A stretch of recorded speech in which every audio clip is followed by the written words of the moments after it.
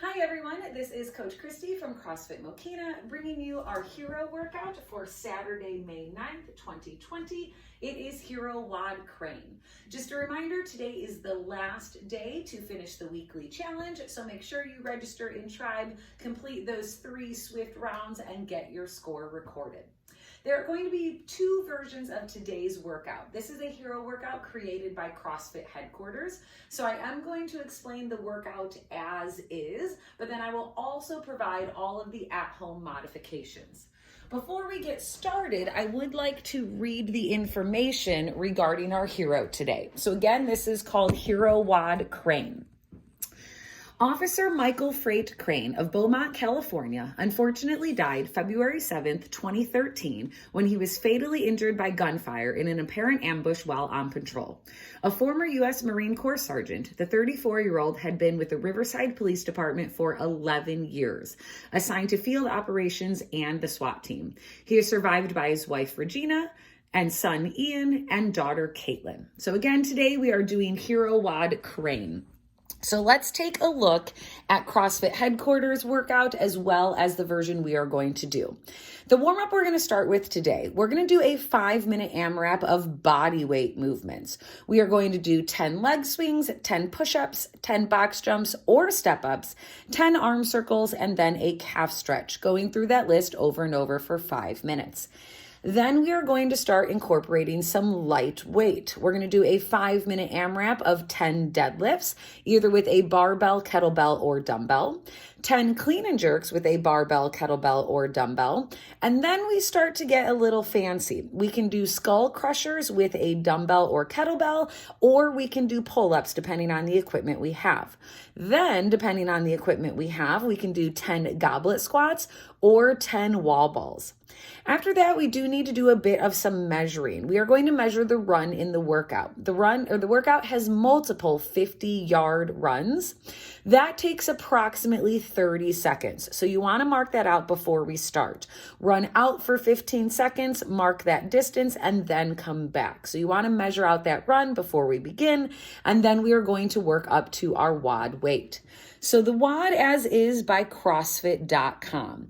It is 2 rounds for time. We're going to start with 34 push-ups and go out on a 50-yard sprint. From there, we're going to do 34 deadlifts. The prescribed weight for gentlemen is 135 and for ladies 95, but absolutely scale down to something that is manageable for you.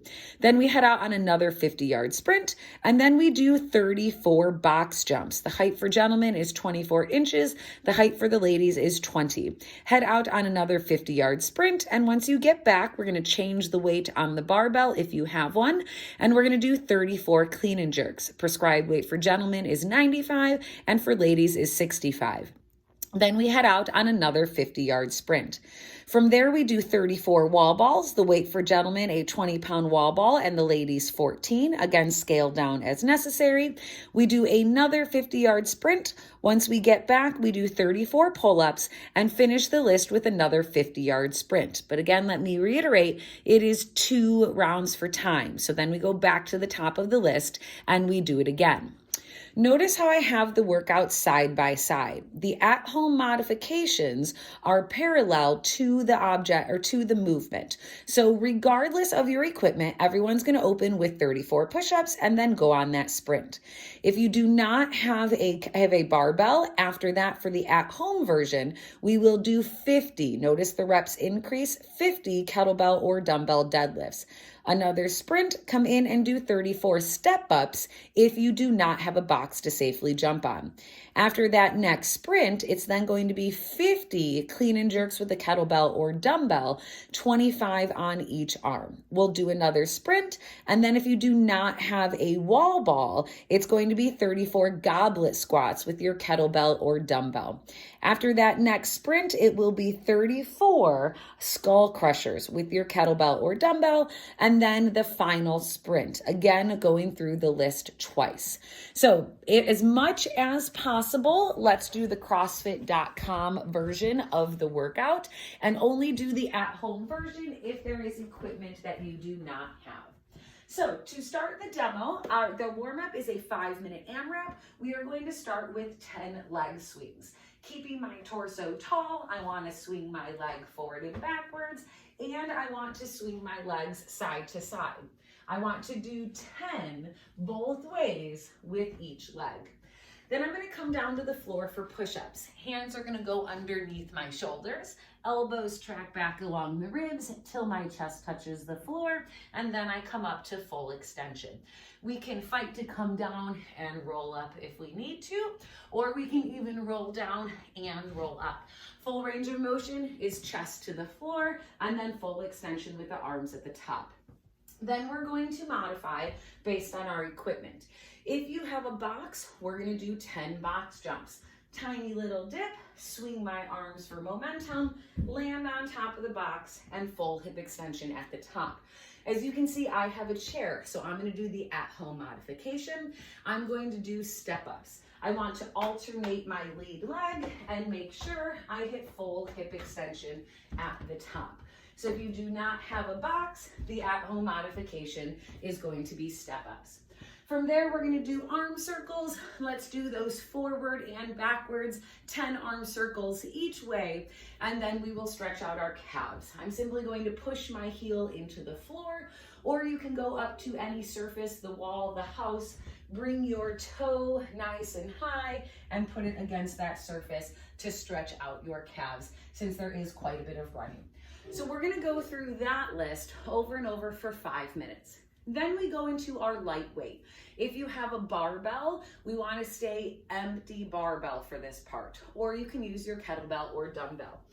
5-minute AMRAP, as many rounds as possible. We're going to start with 10 deadlifts. With a barbell, feet underneath my shoulder or my hips, straight line down from my hips to my knees to my ankles.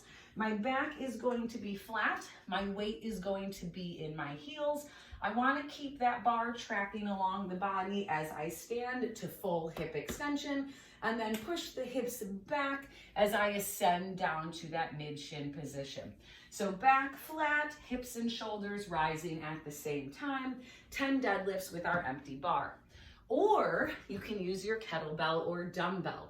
Feet are going to straddle that kettlebell or dumbbell, and same thing, weight in my heels, back nice and flat, standing until I get to full hip extension.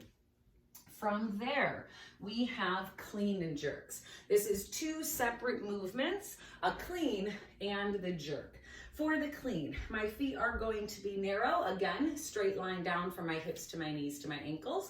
If we have a barbell, hands are right outside of the quads. The clean starts with the deadlift, but we increase the range of motion. So that same deadlift, once I hit full hip extension, the momentum transfers to the upper body, shrug, high elbow, dip to receive in the front rack position. For the jerk, you can do a push jerk or a split jerk. Push jerk is dip, drive, drop.